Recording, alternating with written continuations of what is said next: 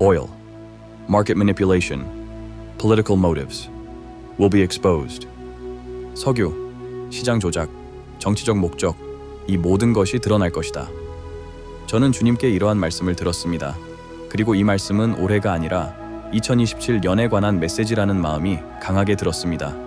또한 주님께서는 제게 이런 말씀도 들려주셨습니다. These are words I heard from the Lord.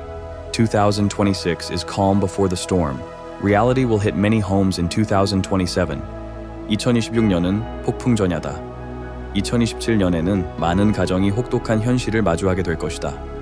제 솔직한 심정을 말씀드리자면 저 역시 이 메시지를 처음 접했을 때 마음이 무겁고 선뜻 받아들이기 어려웠습니다.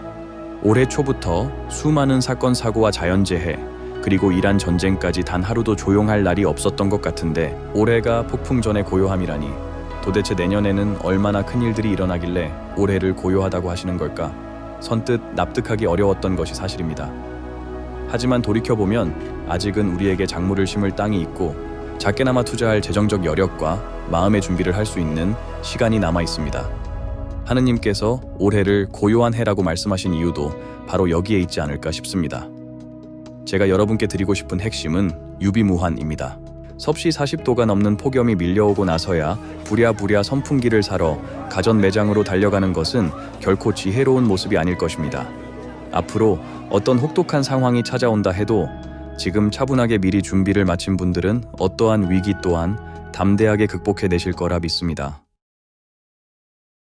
2주 전 동영상을 서둘러 만들다 보니 스마트팜 관련 많은 분들이 오해하실 수 있는 내용으로 편집된 것 같아 오늘 그 부분부터 다시 말씀드리겠습니다. 평소 기후변화 관련 뉴스에 깊은 관심이 없으시다면 현재 상황이 잘 체감되지 않으실 수도 있습니다. 하지만 지금 전 세계는 광범위한 지구온난화와 슈퍼 엘니뇨 현상이 겹치면서 여러 국가가 재난 수준의 피해를 보고 있습니다. 바로 옆 나라 중국만 보더라도 최근 태풍 바비가 상륙하면서 무려 170만 명이 넘는 이재민과 대피 수속이 발생할 정도로 엄청난 타격을 입었습니다. 더욱 심각한 것은 이 태풍이 오기 전부터 이미 기록적인 폭우와 폭풍으로 인해 대규모 홍수가 발생해 만신창이가 된 상태였다는 점입니다.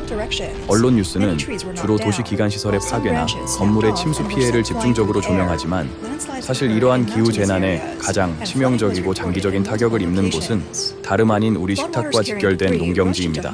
자연재해의 빈도가 잦아지고 그 규모가 커지면 먹거리 물가가 필연적으로 폭등할 수밖에 없다는 사실을 이해하지 못하는 분은 없으시겠죠? 식료품 가격이 걷잡을 수 없이 뛰는 시대가 오고 있습니다. 그렇기에 주님께서는 여러분이 각자의 환경에서 작은 작물이라도 직접 재배하고 키워내는 힘을 기르기를 원하시는 것입니다. 올해 대한민국은 가뭄 피해를 겪겠지만 전 지구적인 폭우 재난에 비하면 정말 운이 좋은 편입니다. 하지만 당장 내년에 우리에게도 이런 엄청난 대홍수와 기후 재앙이 닥치지 않으리라는 법이 없습니다. 제가 올해 내내 각자의 형편과 상황에 맞게 아파트 베란다나 실내 혹은 단독주택 뒷마당에서 귀찮더라도 여러 채소를 직접 심고 키워보며 노하우를 쌓으시라고 거듭 강조해 말씀드렸던 이유가 바로 여기에 있습니다. 이러한 자급자족의 과정을 통해 귀한 재배 노하우를 쌓고 철저히 지혜로운 투자를 행하며 매사에 근면하게 생활하여 어느 정도 자금이 모이게 된다면 그때는 자연스럽게 조금 더 큰 규모의 시설 재배에 스마트팜으로 확장해 나갈 수 있는 역량이 생기게 될 것입니다. 그런데 제가 2주 전 착동해서 이러한 본질적인 빌드업 과정을 모두 생략한 채 단지 스마트팜에 관심을 가지셨으면 좋겠다는 결론만 툭 던지듯 착동을 올렸으니 주님께서 그 부분을 다시 상세하게 설명하여 바로잡으라고 엄히 말씀하신 것입니다. 비트코인의 가격은 제가 블로그에서 말씀드렸던 대로 이제 7만 불을 향해 오르고 있습니다. 조만간 여러분은 7만 달러라는 금액을 보게 될 것입니다. 그 후 비트코인의 가격이 어떻게 되는지는 집에서 작물을 재배하시는 분들께 모두 알려드렸으니 여기서 다시 별도로 언급하지 않겠습니다. 예수께서는 이렇게 말씀하셨습니다. 가진 사람은 더 받아 넉넉하게 되겠지만 못 가진 사람은 그 가진 것마저 빼앗길 것이다.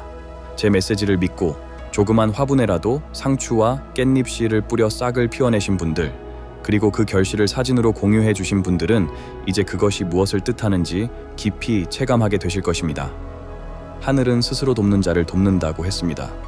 그러나 아무런 노력도 없이 오직 믿음이 좋다는 이유로 부자가 될 것이라 믿는 분들이 계십니다.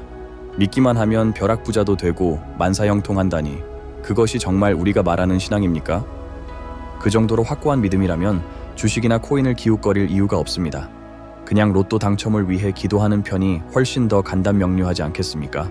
하나님께서 부자들의 재물을 빼앗아 믿음이 있는 사람들에게 옮겨주신다는 wealth transfer, 부의 이전. 여러분은 이것이 진정한 믿음이라 생각하십니까? 이런 마음가짐이라면 신앙이 아니라 구판을 찾아가는 것이 맞습니다. 이런 분들에게 하나님은 그저 소원을 들어주는 요술램프의 지니일 뿐이며 이들이 진정으로 섬기는 신은 하나님이 아닌 돈이라는 우상입니다.